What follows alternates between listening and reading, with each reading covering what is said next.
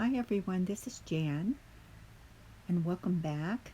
And I'm painting some sweet violets today. I base coated my canvas in some cool bisque and I'm applying some white paint in a crisscross motion. And I'm going to do this all over the entire canvas. And once I get the white on, I'm going to go into my medium purple. And then I'll go into some darker purples. And all of these colors are shown on my video for mixing color. So you're going to apply this to your canvas all over, and then we're going to let it dry. So I'm going to speed this up so that you don't have to watch me coat this whole canvas. So I'll be back shortly.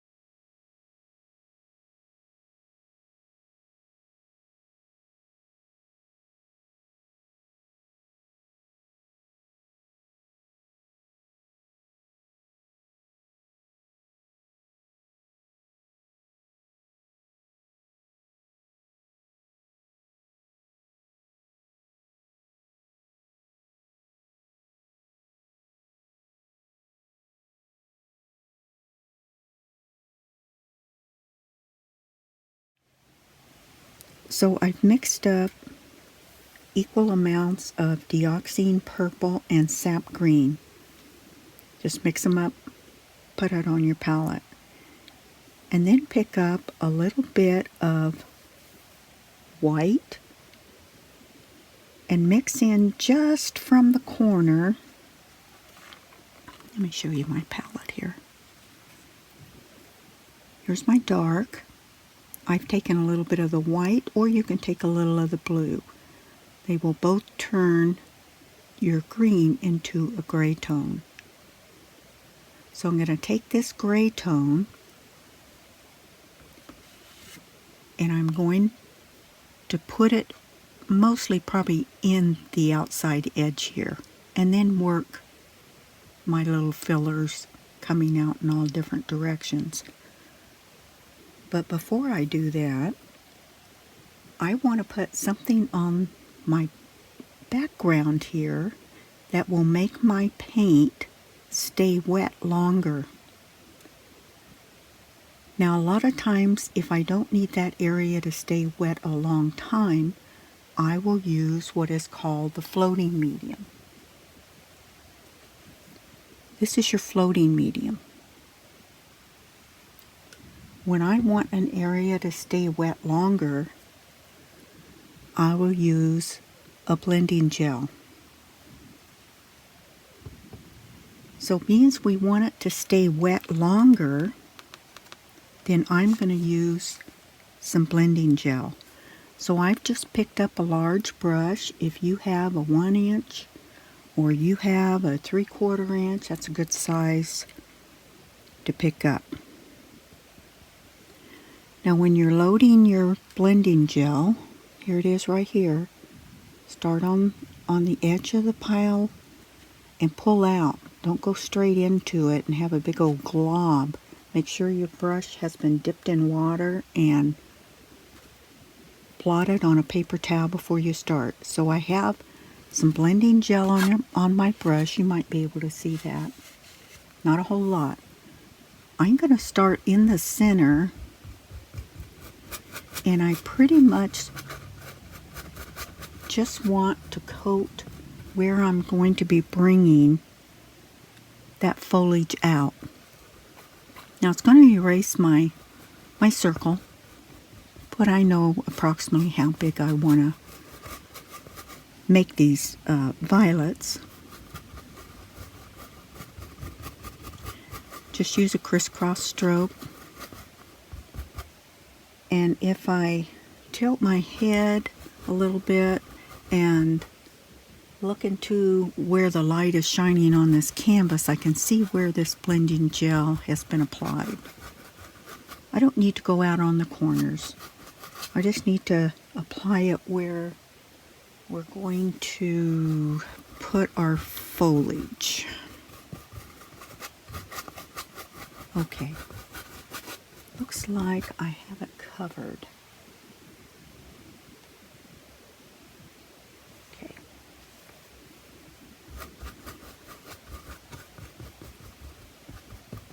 All right. I'm just going to set that down in my water for a minute. Now I want to pick up my 8-inch filbert. I'm going to pick up a little bit of gray here. Now as I'm picking up the gray, I'm pulling in a little bit of this blending gel here. I pick up my gray, I come over here where the blending gel is, and I mix it into my paint. Brush mix it. Now my circle was around here.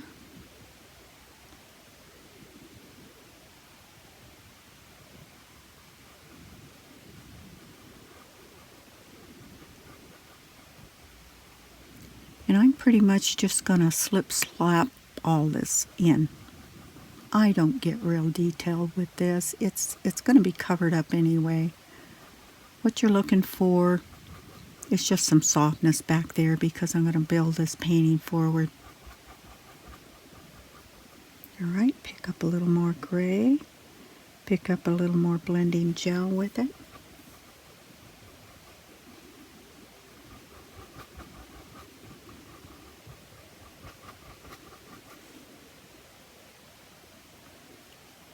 When I disappear here, I'm just going down and reloading my brush. Oh, that came out a little darker. That's okay. We can work it in. When I want to let it look like, oh, just little filler types, you can do like a little comma stroke.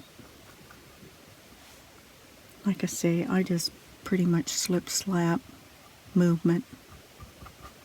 I do not get real detailed right now.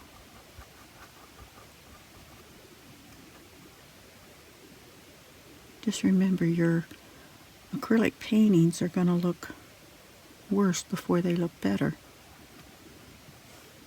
One thing about working in acrylics, other than oil, is with acrylics you have to layer your acrylics. And you don't layer using oils because you might be waiting a week for it to dry.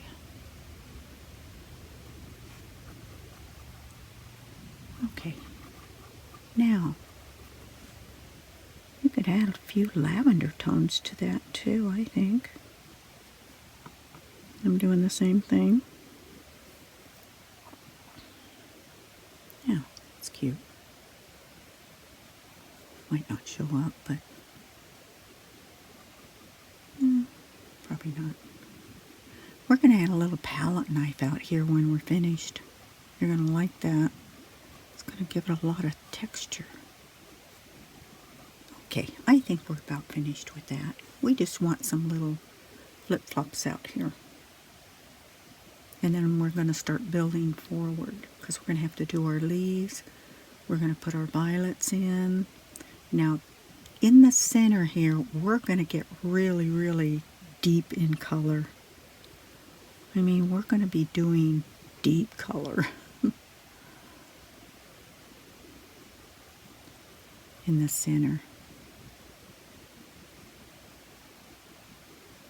Now see, that blending gel is still wet. I can still come in.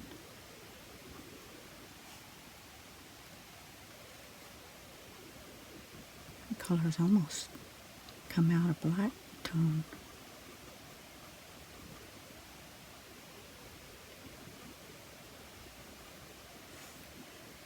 I'm going to wipe my brush on a paper towel. Now that's if you use just straight sap green. But see how you just layer those colors? Just one right on top of the other.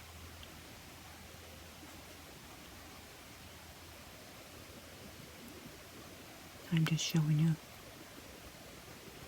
the difference in layering different colors on there. But that blending gel really stays wet so that you can pretty much work your background almost like an oil.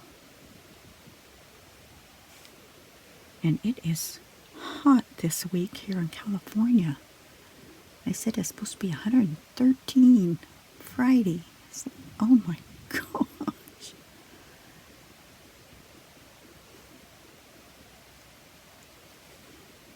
Okay. These little strokes out here, being you have a filbert, it makes it really easy because it will almost instantly give you a little comma stroke. And I love these little filberts. I know a lot of people don't use them, but I've used them throughout my painting career here. I love them. Maybe I'm a lazy painter. I just don't. I can't get the same stroke with a flat brush that I can get with this filbert. Look at that. Pretty little comma. I'm going to show you how you do your violets with that too. Those of you who might be having problems with your teardrop stroke. Now we'll just try it with a filbert brush and see if you like that better. Maybe that'll be easier for you. There's always options. That's the way I used to teach my one-stroke classes was, well, if you can't do it that way, let's have another option. And I always had options for my students to learn a certain stroke. I never told them they had to learn it exactly this way, unless they were going to be certified or something.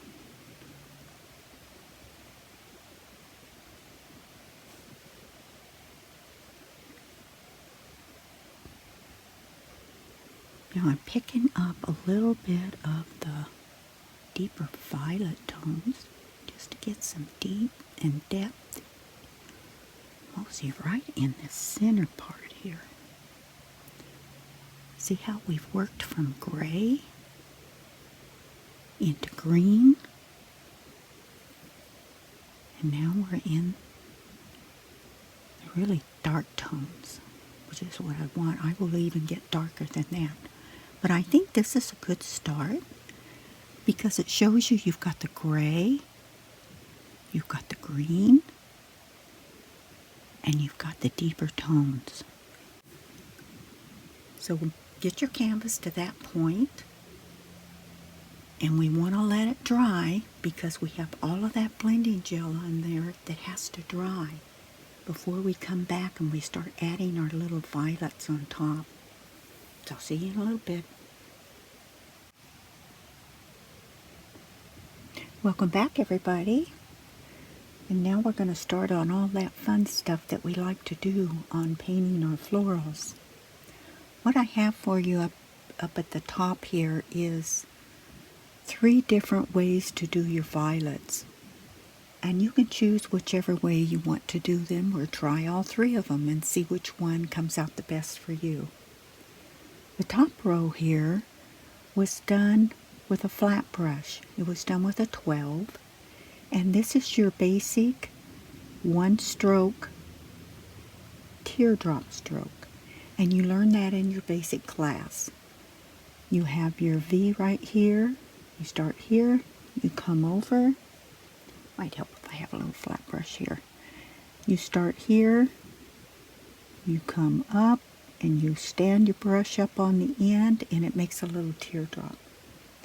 And when you're finished, you have 5 petals here, and this is what it will look like.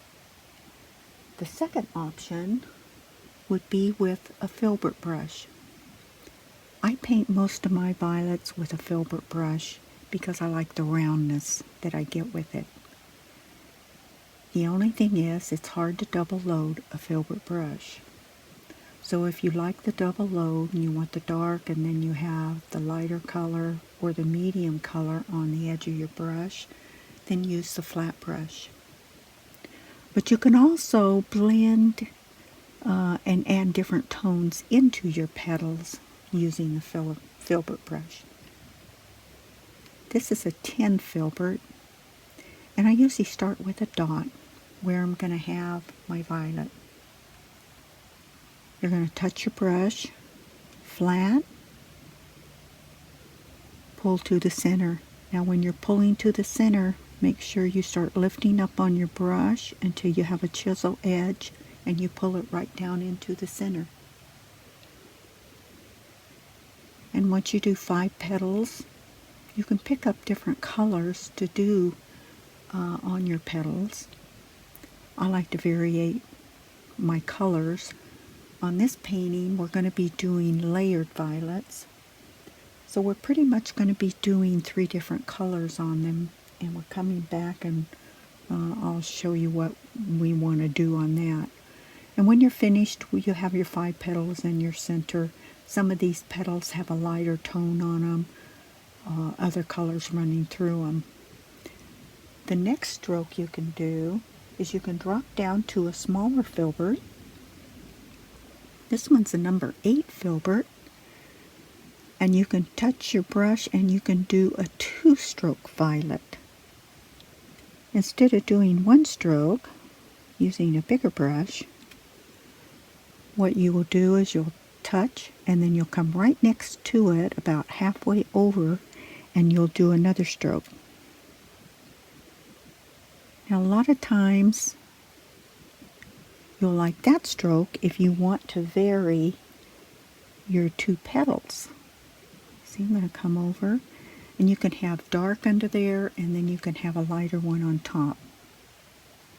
I'm at an angle to where I'm trying to stay out of the way. But you can see that this filbert brush is really a nice little brush. I'm at the wrong angle. You have to be right in, straight on when you do these. Otherwise, if you're at a slant, it's not going to come out for you. So apologize for the messiness, but I'm painting off to the side. I'm not like this.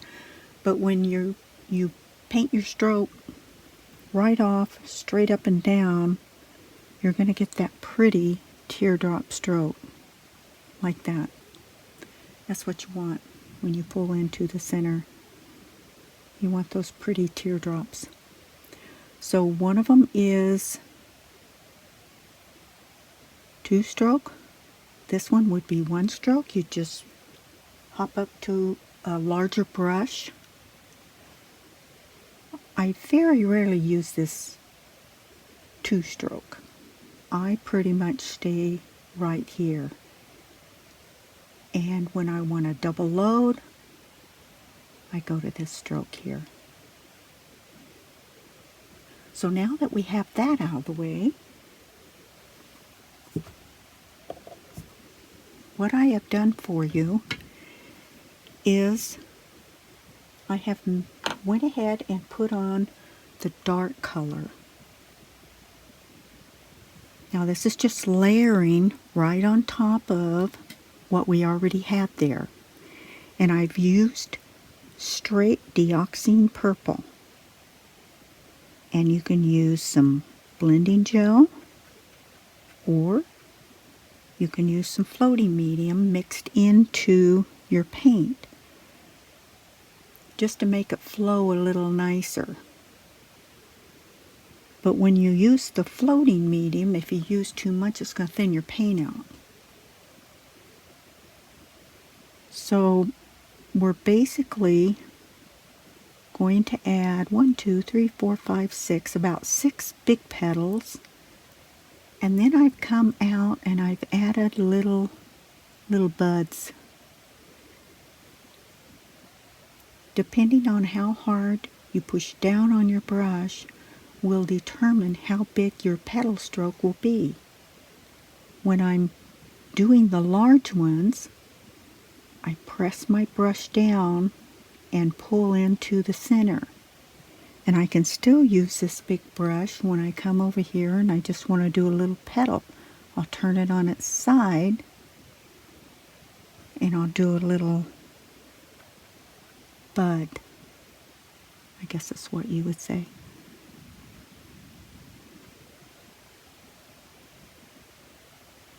Let's do one down here. That way you can see. 3, 4, 5. Now the next thing that we will do is I will come over the top of this when it's dry and we'll put our medium tones in. So I'll be right back. Now I've come over with some medium tones. And I wanted to show you how you can double load your filbert brush. It's easier if you have a filbert that's size 10 or larger. And I did double load it with just a dioxine purple and a little bit of that medium tone that I showed you how to mix up whenever I was doing the quick tip video on mixing. And I came back on top of these darks. See, here's a dark petal right here. So if I want to add a lighter one,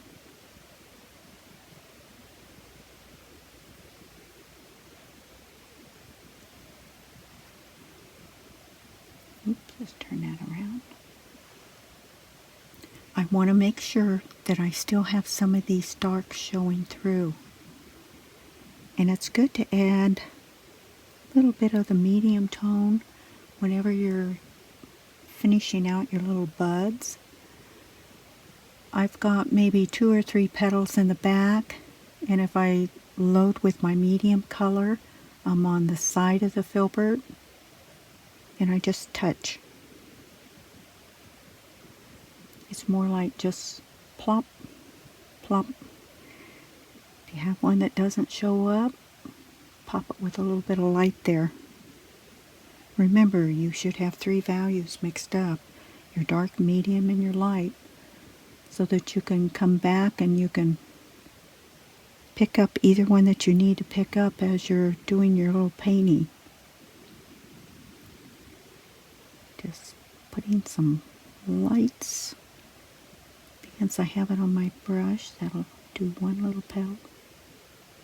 One little petal in the front there, one in the front there. I'll show you what it looks like when it's loaded on your brush. There you go. Can you see that? I've got blue on it, and then I have some of the medium color, and I also have some of the dark color. So I have quite a few colors on this brush right now. I want to redo this petal down here. I want this one to come in the front down here. Like there's still one behind there, but there's one peeking out. Let me get that there. Ooh, look at that strong contrast there. I like that. Totally by accident there. Sometimes you get happy accidents. Right?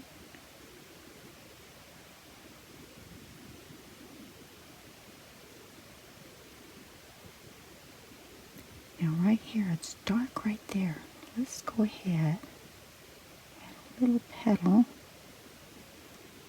in here to bring a few of those petals forward, but I need to let it dry, so I'll be back in just a few minutes.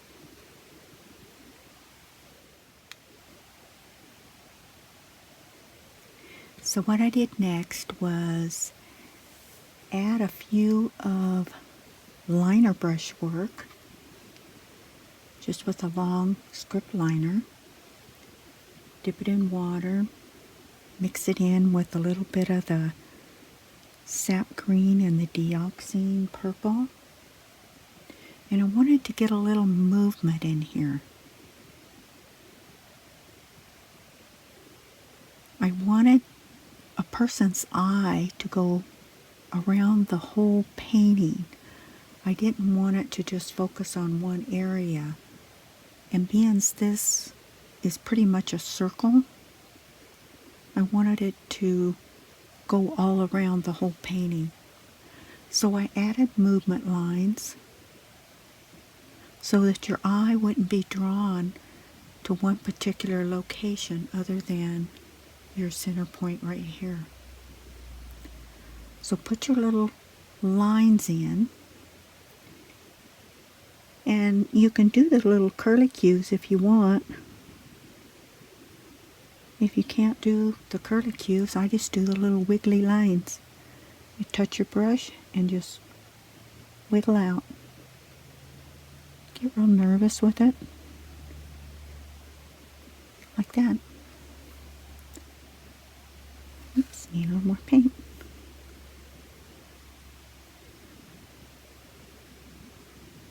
Just like that. But you have to have enough water in your paint for it to flow. So that's what I've added out on this part. Then what I did was I came in with a smaller filbert, like the number 8 filbert. Add a little bit of sap green. And I put a little filbert stroke on the little buds underneath for a little calyx area. Then I mixed up a little bit of yellow with the sap green. And then I hit the bottom of that area with a little bit of the yellow.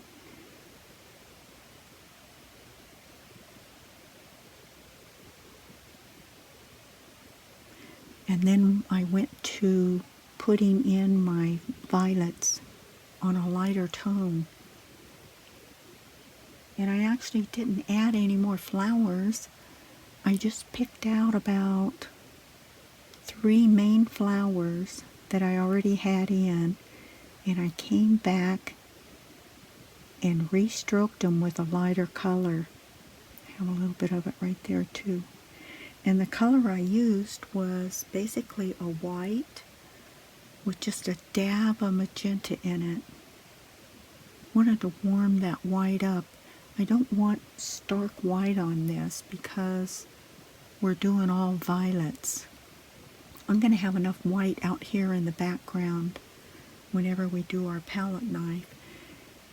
I may bring a little bit of a white tone later on, but not right now. I still have to add some greenery weaved in and out of whatever. But get your painting to this level. I've double loaded my number 10 filbert. And you can see I've double loaded the purple, dioxazine purple, with a little bit of white and just a dab of magenta, so that that will come out to a light pink rather than having white and the purple. So go ahead and do this much on your painting, and when we come back, I'll go ahead and show you what to do next.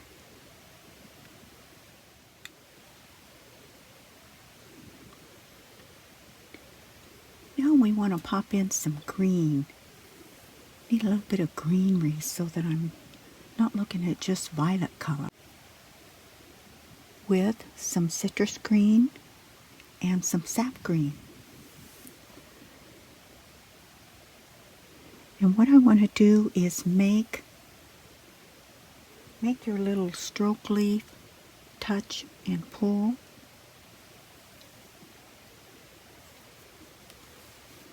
And this is your basic leaf stroke. Something like that. Touch blot. Touch. Flatten out. Pull up. I want to add some of this in and out of these violets.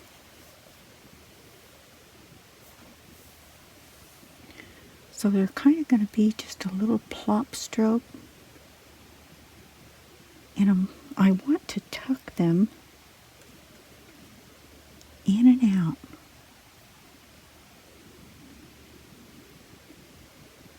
Wherever there's a area for me to do that, I think that's what I'm going to do. Plop. Plop. Sometimes I'll miss the point and I'll have to go back and reestablish the point on it. Just ran out of color. There we go.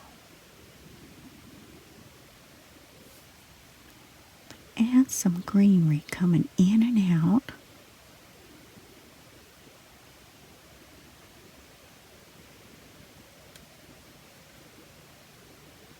Now be careful how much you add, because you can really start taking away from everything else you have in there. Just want some color other than purples. So that's what I'm trying to establish here. Let's add a little greenery coming off this way. Don't want to cover up my little buds there. Maybe 1, 2 little sneaked in parts up here. Don't go overboard with this, so be real careful.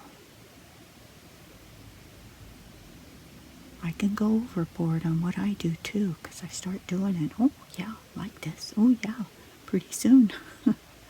Most all my flowers. Okay, I think we are about finished with the green.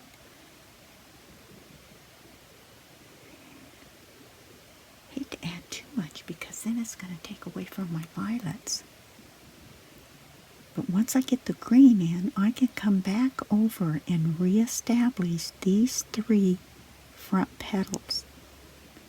And I think that's what I'm going to do, because now I have the green in, and I kind of have a better idea where I want to go with this as far as those 3 main petals.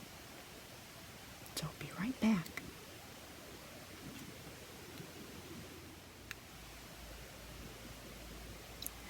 Now what I want to do is bring some of these main petals forward.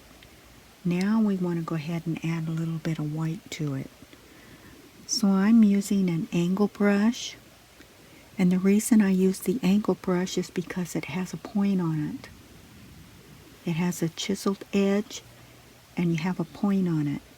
And I can load just a little bit of white on it and the other back half with floating medium. That way I get just a really small line of highlight area where I'm going to highlight. Now again, I'm focusing on these 3 flowers here. Those are my main flowers. I've already added some highlight on these here. I want to highlight this little petal right here.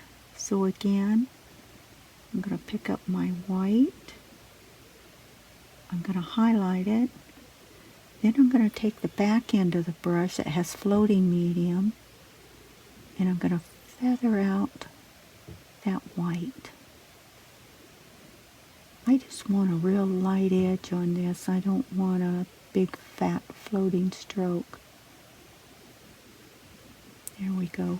So I can get a light edge on it, a real thin edge, and then I use the back of the brush to kind of blend out the back part of that white. And this technique is done when you do clouds too. That way you don't have a hard edge on that back end of your float. Now I don't want to do other petals there. Let's do another one right in here. I'm going to turn my work this way. I want a little float right in here. Okay. Now soften out that back edge. Just soften it a little bit to where you just have a light edging. Here you go. And then wipe your brush down. So these 3 petals are our main petals. Now let me turn it back around, see if I can see anything that I might want to do. Bring out another petal. Those are the main petals. This one's a little bit. I don't think I would want to bring that one out. Alright, we're almost complete with this painting. What I'd like to do is show you how to do your palette knife work. And you can purchase several different sizes of palette knives. Let's see. Might be able to see it more this way. Trying to look in the camera here. So you can see that there's different sizes. This would be a small one. This would be a medium. And when I mix my colors, I have this one that I've had for 20 some years, and I really love it. It's long, but it's really flexible, and I use that to mix color. So being this is a small painting, I'm going to go ahead and use this little one so that I can get in and out the small areas here. Now I have a little bit right here, and what you're pretty much going to do is just pick up a little bit of whatever color you're going to use to put on your knife, and you get a little bead of it. Like that. Then you come up to your palette. Just decide where you want it. Decide which way you want to streak it. And you can work it in and out and create all these wonderful little textures for your backdrop. And what it does, I usually go by this area's white, so let's just add a little texture on top of that white. I can go this direction, you can go that direction. I'm not pushing real hard. I know you hear me scraping the canvas, but I'm pretty much just right on top of the canvas here. And your paint will only go so far, and you'll have to pick up more. I don't want it real solid. There's a little white over here. Let's just set a little bit of color, white color on top of that. Pretty much the same technique if you're doing the Bob Ross mountains and stuff. With your palette knifing, you're going over a dry surface.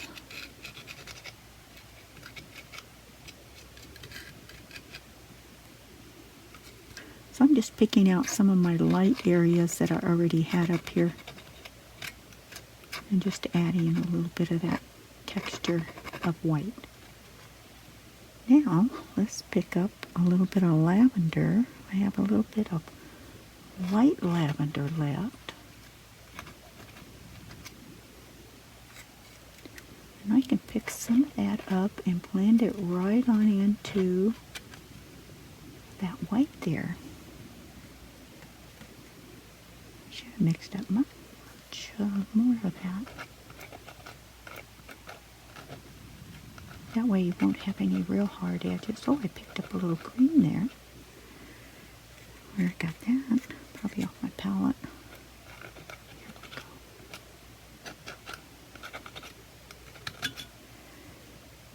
Let's see here. Do we have a little bit of... A lot of this I've already used up my color. Do I have green? I do. That's where I'm picking up that green.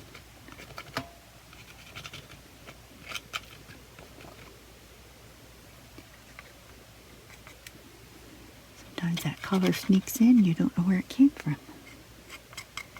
It usually came from your palette down here.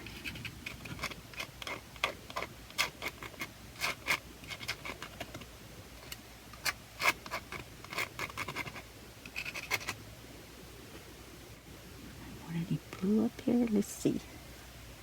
Let's touch that little area there. Maybe a little blue in it. Oh, that's not too bad. Oops, picked up some more of that green. It's okay. Green's alright. Can't add too much more purple because I pretty much ran out of the purple. But you can see that I'm taking areas, if I had dark area in there to begin with, came back with that same color and just added some more of that color with the palette knife. I wish I had some more of that color. I ran out. I guess that's what I get from doing so many violets. Let me look at that. Okay, that looks pretty good.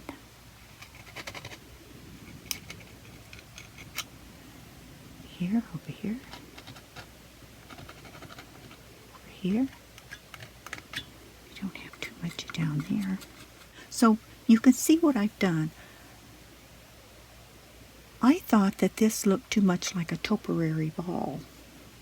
So what I did was I came back in and I added leaves, the bigger one-stroke leaves all the way around. Then I came back and I added some of this type of foliage. I think I was using the filbert on that, double load, using citrus green and sap green. These light areas, I added a little bit of white to the citrus green. And I think that's all I did. And then put the background in. And all I need to do when I come back, and I'll probably use my angle brush. Let's see if I have some yellow here. I need to put the centers in this. So that's what finishes off those little flowers. It's the little centers. They don't look quite complete without those centers.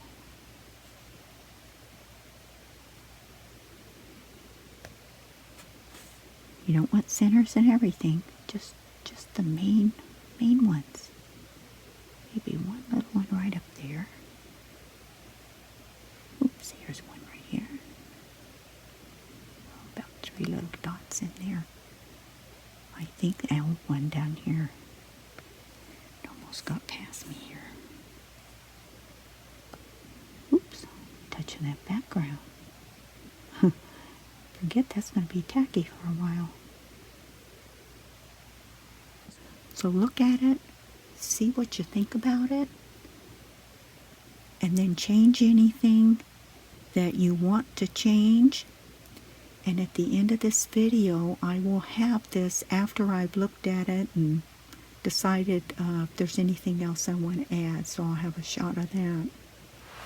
So thank you for joining me, and if you like this video, please click on like. If you want to see more of these videos, I usually post a couple of videos a week, and if you want to get notified, click subscribe, and there's a little bell there you can click and subscribe, and there's a little bell there you can click, and it'll let you know whenever I come on with a new video. So I appreciate you watching today, and until then, bye.